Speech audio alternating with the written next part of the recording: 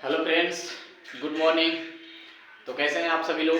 I hope कि आप लोग ठीक होंगे। तो आइए शुरू कर लेते हैं आज के क्लास को।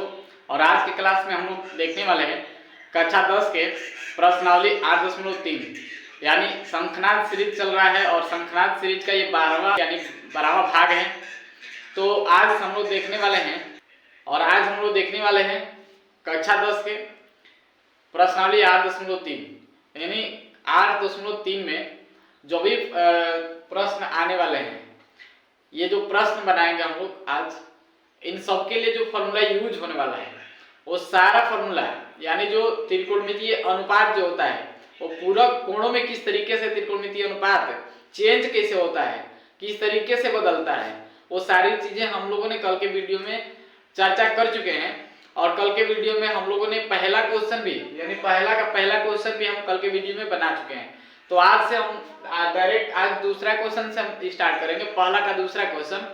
तो कल का वीडियो अगर आपने नहीं देखा है तो आप जा करके इस चैनल के डिस्क्रिप्शन में या ऊपर आई बटन में भी आपको लिंक मिल जाएगा, आप जाकर के उस वीडियो को देख लीजिए। और पूरा वीडियो अभी जो 8.1 और 8.2 समाप्त हो गया है, तो 8.1 और 8.2 जो है ना, आपको ऊपर में आई बटन पे आपको मिल जाएगा प्लेलिस्ट।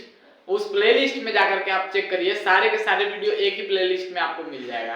तो आप जाकर के उस प्लेलिस्ट को आप जरूर देख लीजिए। और कल का वीडियो अगर आपने नहीं देखा है तो आप कल का वीडियो जाके जरूर देख लीजिए, क्योंकि आज का वीडियो शायद कल का वीडियो अगर नहीं देखा आपने तो आज का वीडियो समझ में नहीं आएगा। तो आइए हम देख लेते हैं कि क्या कुछ पूछा गया है आज के प्रश्न में और क्या किस तरीके से इसका आंसर होने वाला है, किस तरीके से इसको सॉल्व किया जाएगा। तो आइए देखते हैं पहला क्वेश्चन में।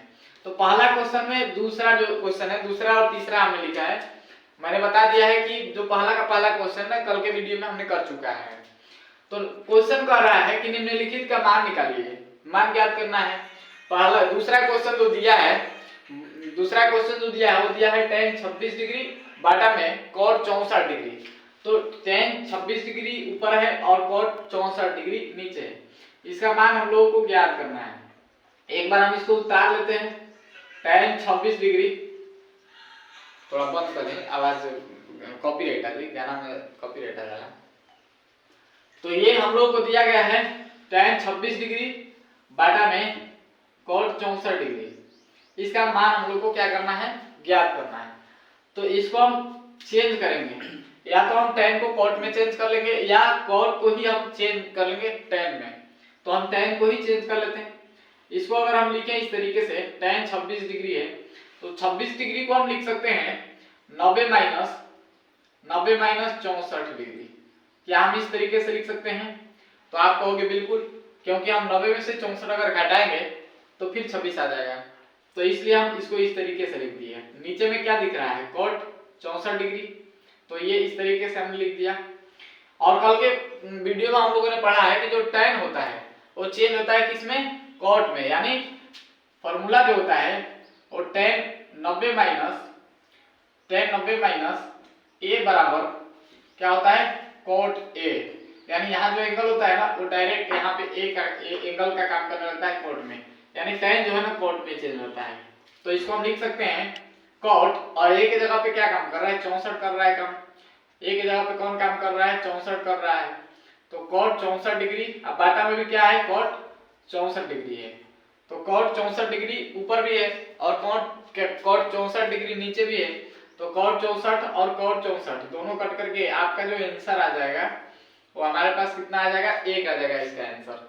तो ये था पहला का दूसरा क्वेश्चन। आइए देख लेते हैं तीसरा क्वेश्चन। तीसरा क्वेश्चन में दिया है cos 48 degree minus sin 42 degree. तो इस तरीके से हम इसको मिटाते हैं थोड़ा देर के लिए। अभी हम cos 48 degree minus sin 42 degree का मान हम निकाल रहे हैं। तो इसको हम पहले उतार लेंगे एक बार। cos 48 degree minus sin 42 degree minus sin 42 degree. तो ये तीसरा क्वेश्चन है। और इसको देखिए सेम इसी तरीके से, या तो हम cos को चेंज कर लेंगे sin में, या हम sin को ही चेंज कर लेंगे cos में। किसी को भी आप चेंज कर सकते हैं। तो इसको ही हम चेंज करते हैं। अगर cos 48 है तो इसको हम लिख सकते हैं 90 माइनस 42। क्योंकि अगर 90 में से 42 घटाएंगे ना तो 48 फिर से प्राप्त हो जाएगा। उस तरीके से इसको हम जस के तस साइन 42 को साइन 42 लिख देंगे। उसके बाद cos 90 माइनस थीटा, तो हमने कल बताया था कि cos जो होता है cos 90 माइनस a जो होता है ये चेंज होता है साइन में, यानी हम इसको लिख सकते हैं साइन है। उस तरीके से यहाँ पे cos 90 माइनस 42 डिग्री है तो इसको हम डायरेक्टली साइन 42 डिग्री लिख सकते हैं। और साइन 42 डिग्री और यहाँ पे है साइन 42 डिग्री माइनस में भी साइन 42 डिग्री है, तो हम इसको घटाएंगे तो घट करके ये डायरेक्टली क्या हो जाएगा, इस पूरे का मान 0 आ जाएगा। तो ये हमारा हो जाता है आंसर, ये हमारा हो जाता है आंसर पहला का तीसरा क्वेश्चन का। आइए हम देख लेते हैं पहले का चौथा क्वेश्चन क्या कुछ पूछा गया है पहले के चौथे क्वेश्चन में। इसको हम इरेज कर लेते हैं।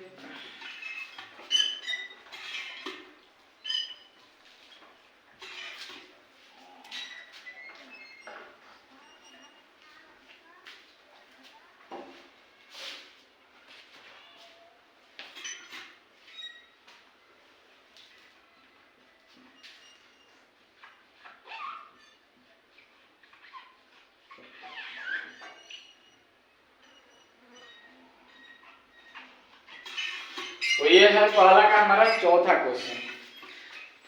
पहला का चौथा क्वेश्चन सेम तीसरे जैसा है, बस एक मितीय अनुपात चेंज हुए हैं और मान चेंज हुआ है थोड़ा सा।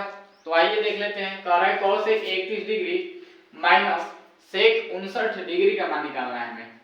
तो हम यहाँ पे लिखेंगे हल। एक बार इसको हम 10 के 10 क्या कर लेंगे, उतार लेंगे। इसको हम एक बार क्या कर लेंगे, 10 के 10 उतार लेंगे।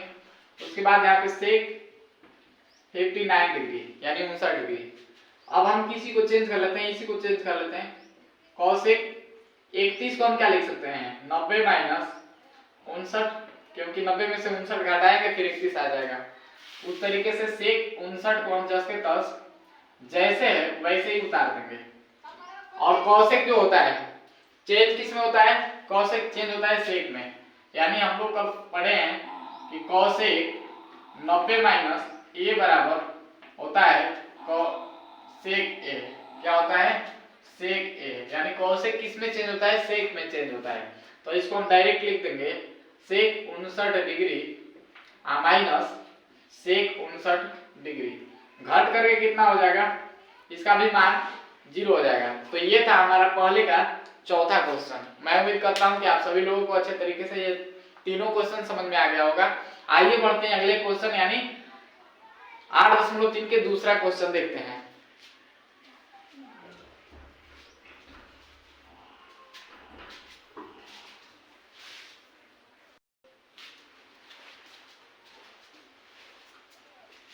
तो आइए देखते हैं दूसरा क्वेश्चन।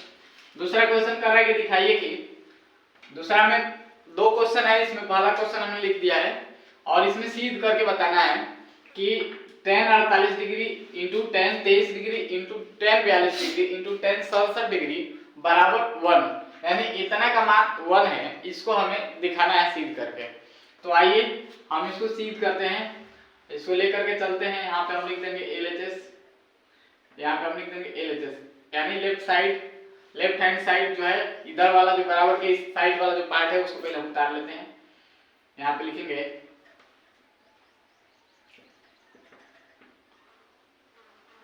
LHS, उतार लेंगे tan 48 डिग्री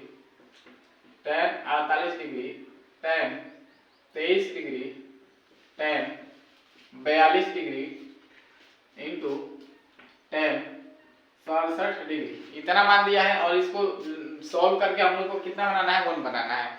तो किस तरीके से सॉल्व होगा आइए देखते हैं।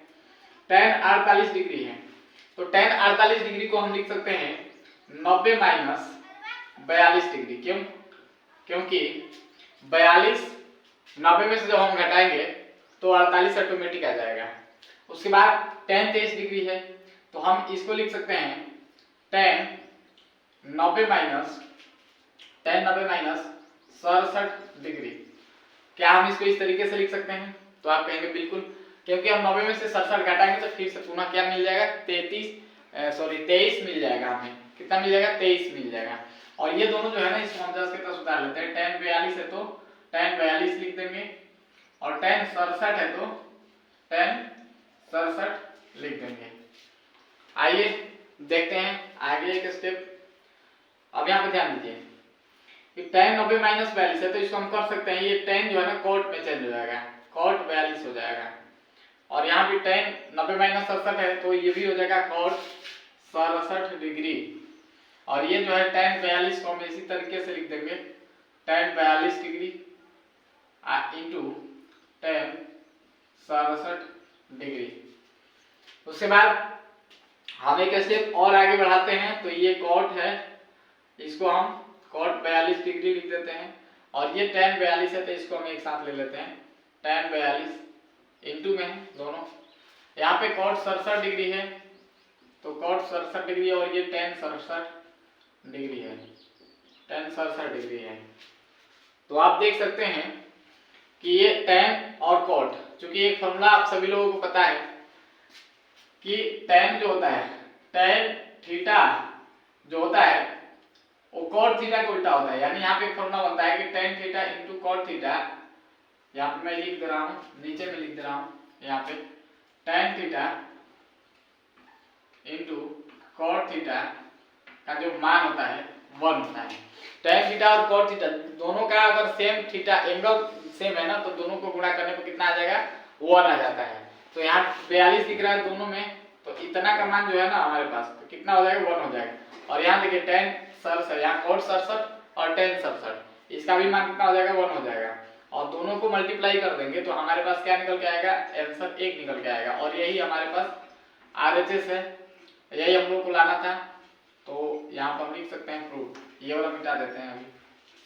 तो ये आप देख सकते हैं कि इसका आंसर जो है 1 आ रहा है, जो कि हमें 1 लाना था। तो यही इस तरीके से सॉल्व हुआ। आइए इसका देखते हैं दूसरा क्वेश्चन।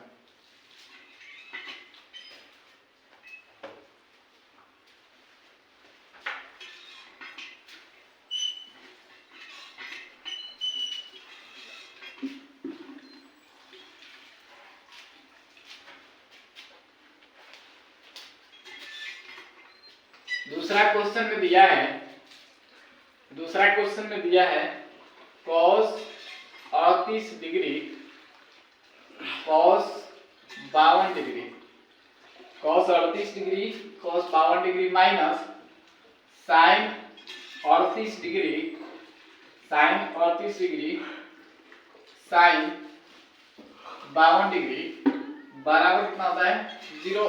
ये कह रहा है कि 0 सिद्ध करना है। तो आइए हम इसको भी सॉल्व कर लेते हैं। तो यहाँ पे लिखेंगे हल, cos 38 degree cos 52 minus sin 38 degree sin 52 degree. इतना को हम यहाँ पे इसको उतार लेते हैं, इसको हम LHS मान लेते हैं क्योंकि ये LHS वाला है। और हमें लाना कितना है, 0 लाना है। हमें कितना लाना है, 0 लाना है। तो आइए देखते हैं, cos 38 डिग्री जो है इसको हम चेंज कर लें, या तो फिर cos 52 डिग्री को हम चेंज कर लें, किसी को भी चेंज कर लेंगे। तो यहाँ पे हम अगर देखें तो cos 38 डिग्री है तो हम इसको क्या लिख सकते हैं, इसको लिख सकते हैं 90 माइनस 52। क्या हम इस तरीके से लिख सकते हैं? तो आप कहेंगे कि बिल्कुल। तो इस तरीके से हमने 90 माइनस 52 लिख दिया। उसके बाद यहाँ पे sin 38 डिग्री है तो sin 38 cos 52 लिख देंगे, इसको cos 52 माइनस इसको हम लिख लेंगे sin 90 माइनस 52, क्योंकि 90 में से 52 घटाएंगे फिर 38 आ जाएगा। और sin 52 डिग्री इसको लिख देंगे। तो देखिए cos 90 माइनस थीटा जो होता है ना ये sin में चेंज होता है, तो हम इसको लिख लेंगे sin 52 डिग्री और ये cos 52 डिग्री है, cos 52 डिग्री माइनस यहाँ पे देखिए sin 90 माइनस 52 है, sin 90 माइनस 52 तो यहाँ पे cos 52 डिग्री हो जाएगा, cos कितना हो जाएगा 52 डिग्री हो जाएगा। और sin 52 डिग्री है यहाँ पे तो इसको हम 10 के 10 उतार लेंगे sin 52, क्योंकि sin cos में चेंज हो गया। अब ध्यान दीजिए, यहाँ पे ध्यान दीजिए कि हम इसको देखें एक चीज, तो दोनों सेम चीजें हैं, दोनों क्या है सेम चीजें। यहाँ पे sin 52 डिग्री cos 52 डिग्री, इसको हम पहले कर लेते हैं, माइनस में है, पहले कर लेते हैं sin 52 degree into cos 52 degree. तो दोनों एक ही चीज है, तो इतना में से इतना अगर घटेगा तो घट करके क्या बच जाएगा, sin 52 into cos 52, sin 52 into cos 52, दोनों एक ही चीज है लेकिन बीच में यहाँ माइनस लगा हुआ है, तो इन सबका मान जो है ना घट करके 0 हो जाएगा। और यही हमारा RHS है, यही हमारा क्या है RHS, यही हमें सिद्ध करना था। तो मैं उम्मीद करता हूँ कि ये भी क्वेश्चन आप सभी लोगों को समझ में आ गया होगा। तो आज हम लोग रहने देते हैं, उसके बाद हम लोग बनाते हैं अगला क्वेश्चन कल। तो थैंक यू।